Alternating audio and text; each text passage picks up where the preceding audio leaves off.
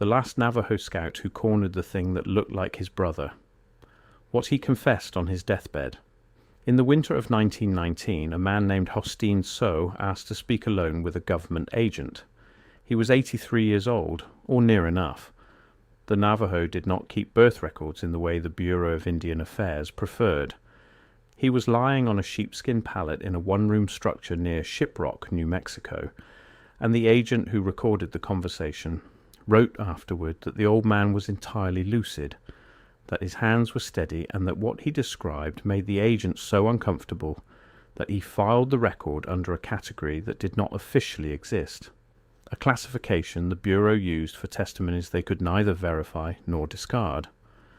If you're into forgotten records and the things the government chose not to explain, subscribe before we go further. This channel digs up exactly this kind of case every week. The file sat in a federal archive in Washington for 51 years before a historian named Dale Sperry found it in 1970 while researching something else entirely. Sperry was looking for payroll records related to the Navajo tribal police contracts of the 1880s. He found those. He also found something else in the same box. A 9-page handwritten transcript of an interview conducted by a federal agent in December 1919. The agent's name was partially illegible. The name of the man being interviewed was recorded as Hosteen So, which translates roughly as Old Man Large, a common honorific for elders. The subject of the 9 pages was an encounter that had taken place 37 years earlier, in the summer of 1882, in a canyon system in the northeastern corner of what is now Arizona. Sperry published a summary of the transcript in a small journal in 1971. Nobody paid attention. He died in 1983. The original transcript returned to archive obscurity. And the story of Hosteen So remained what most stories of this kind remain, a footnote without a text. Here is what Hosteen So said. In the summer of 1882, he was working as a contract scout for a U.S. Army survey team mapping water sources in the canyon country north of the Chuska Mountains. This was common work for Navajo men who had demonstrated geographic knowledge of terrain the Army could not navigate without guides. The survey was economic in purpose. The railroad was coming. Water rights in arid territory were worth more than gold, and the federal government needed to know where the water was before the railroad companies found out and bought the contracts ahead of public land grants. Hosteen So was not the only scout on the survey. There were 4 Navajo men and 2 Paiute men working with a team of 11 Army surveyors and a civilian geologist from Philadelphia named Archibald Crane. The team was 3 weeks in when they reached a section of canyon that the Navajo Scouts refused to enter. This refusal is in the Army's official survey record, not elaborated on, just noted. The Scouts declined to proceed into a specific drainage, and the Army team went without them. This was, according to the official record, the last time the Army team was documented as fully intact. Hosteen So did not refuse. He followed them in. What he told the federal agent 37 years later begins with a description of the canyon itself. He described it as a place where sound behaved differently. Not echoes, he specified. He had spent his entire life in canyon country, and he knew echoes. This was different. Sound arrived from the wrong direction. You would hear something behind you that had originated ahead. He described the light as having what he called a second shadow, where objects cast shadows inconsistent with the position of the sun. He described the smell as the smell of something very large and very still. He described the thing he saw on the 3rd day. He had been moving alone ahead of the main group, standard practice for a scout. He came around a bend in the canyon and saw a figure approximately 80 yards ahead, standing in the shade of the canyon wall. He stopped. The figure was shaped like his younger brother. He does not explain in the transcript how he could be certain of this at 80 yards in shade. He says only that he knew. The walk, the angle of the shoulders, something he recognized that he could not reduce to components. He called out his brother's name. The figure turned its head, not its body, only its head, and at an angle he described as beyond the range of a human neck. Then it walked away along the canyon wall. He followed it. He is clear in the transcript that he knew this was not his brother. His brother was at that time in the Eastern Agency 200 miles away working sheep. He knew this. He followed anyway because he understood from what he'd been taught that there are things which take the shape of what you know. And the appropriate response is not to run but to watch, because running is an invitation and watching is a refusal. He followed it for approximately 4 hours through the canyon system. It moved without disturbing ground material. Its feet, or what appeared to be feet, did not leave prints in the soft sediment of the floor. When it passed through patches of direct sunlight, it cast a shadow. But the shadow did not match its shape. The shadow was larger, and the shape it cast was not the shape of a man. He lost it in late afternoon where 3 drainages converged. When he returned to find the Army survey team, he found Archibald Crane sitting against a rock face, unable to speak. 3 of the Army surveyors were not present. The remaining surveyors were in a condition he described as men who had just seen the wrong thing. He did not elaborate. The federal agent did not press him on this point, which is itself notable.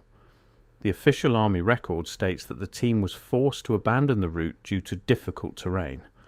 3 surveyors are listed as having deserted. Archibald Crane is listed as having suffered a medical episode, nature unspecified, and transported to Santa Fe for treatment. There is no record of what Crane said, if he said anything. Crane's name disappears from professional records by 1884.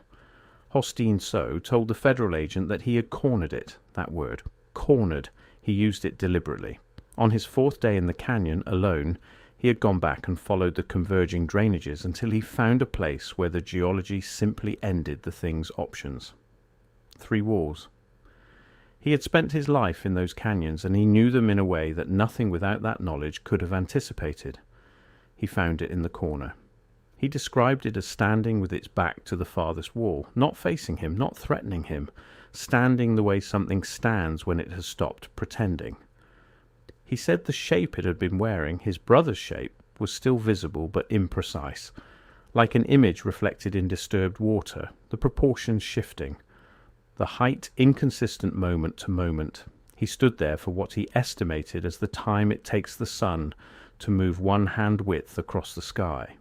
He did not speak to it. It did not speak to him. He had no word for what he was looking at in his own language, which was a language with very specific and highly developed terminology for things that exist outside the ordinary agreement about what exists. Then he walked out of the canyon and did not return. He did not tell the Army surveyors what he had found. He collected his payment and rode north and did not speak of it publicly for 37 years. When the federal agent asked why he had chosen to describe it now at the end of his life, he said something the agent found difficult to record. There are 2 crossed-out attempts at the phrasing before the final version. The final version reads, "He said the thing did not want to be cornered, that cornering it had been neither victory nor defeat, that he had spent 37 years trying to understand what it had been, and that the most important thing he could say was that it had stopped pretending when cornered. What he saw when it stopped pretending was not frightening in the way dangerous things are frightening. It was frightening in the way very old things are frightening, because they have been there longer than your entire frame of reference for what there is." The federal agent noted in his separate file that he had no framework for processing what the old man had told him, that he had classified the testimony in the special category the Bureau used for things it could not categorize, and that he would not be reporting the conversation to his supervisor. Now here is the part that the cryptid forums and paranormal channels do not reach, because they are interested in the creature, the thing that looked like the brother, the shifting shape, the impossible angle of the neck. Those details are genuinely strange and worth sitting with, but the part that should stop you is not the creature. The part that should stop you is the economic context. The survey Hosteen So was part of was not a scientific expedition. It was a water rights survey. The Atchison, Topeka and Santa Fe Railway was at that time in active negotiation with the federal government over land grants that would run directly through the canyon country north of the Chuska Mountains. Water sources in that drainage were what the railroad needed, because without reliable water at intervals, a steam locomotive route through arid high desert was not viable. The survey was, in economic terms, a land seizure instrument. Find the water, establish federal jurisdiction, grant it to the railroad, and the territory converts from Navajo land into railroad corridor. The survey was abandoned. The canyon system north of the Chuska Mountains was not subsequently developed for railroad purposes. The route went elsewhere. The water sources documented before the team turned back remained formally unclaimed in federal water rights records until the 1920s, unusual for a period of aggressive Western development. Those rights were eventually acquired not by a railroad but by holding companies whose beneficial ownership is difficult to trace. The official explanation is terrain difficulty, but that terrain difficulty is not documented in the geological record of that specific drainage. Other routes with comparable terrain were successfully surveyed in the same period. The geologist, whose name disappears from professional records in 1884, had been, before the survey, a recognized figure in the Philadelphia scientific community. After 1884, he does not appear. The pattern is not unreasonable explanations for individual facts. The pattern is what those facts look like when arranged together. The pattern is an edge where the economic logic that drove railroad expansion through the American West encountered something in a specific canyon drainage in northeastern Arizona in the summer of 1882 and chose a different route. Hosteen So spent 37 years thinking about what that thing was. He concluded it was very old, older than his language had words for. The most important thing was not what it looked like or what it did, but what happened to its pretending when it had nowhere left to go. What it looked like without the pretending was something frightening, in the way that very old things are frightening. Not because they will hurt you, because they have been there longer than your entire frame of reference for what there is. The federal agent heard this, classified it, and put it in a box that sat in Washington for 51 years. He did not report it. He did not pursue it. He left it in a category that did not officially exist. Dale Sperry found it in 1970 looking for payroll records. Published a summary in a small journal. Died in 1983. The transcript went back into storage. The 40-year window between the abandoned survey and the eventual acquisition of those water rights is not consistent with normal development patterns in the American Southwest. This drainage waited 40 years while every comparable territory around it was claimed, contested, and developed. Something kept development out of that specific canyon for 2 full generations. Hosteen So understood the difference between what he had seen and what could be recorded in a form others would accept. He waited until the end of his life to try anyway. He chose a government agent as his witness, not out of trust, but out of practicality. Government agents wrote things down. This is why the economic context matters more than the encounter itself. An encounter with something in a canyon is a personal event. An encounter that reroutes a railroad, suspends water rights development for 40 years, removes a geologist from public record, and produces a classified federal testimony from the one witness who went back and cornered it is an event with consequences. Consequences that show up in land records and corporate filings, and the absence of names from professional registries. Hosteen So did not leave a confession about a monster. He left a confession about a mechanism by which the economic machinery grinding through the American West in the 1880s encountered something it could not categorize, could not defeat, could not survey, and could not own, and did what economic machinery does when it meets that obstacle. It recorded terrain difficulty and moved on. The drainage is still there. The Sperry summary is findable. The federal records are accessible through a records request. The water rights chain is reconstructible through New Mexico County deed filings. The record is incomplete, but the edges of the incompleteness have a shape. The shape is the question Hosteen So left behind. Not what he cornered, what understood when cornered that it only needed to wait.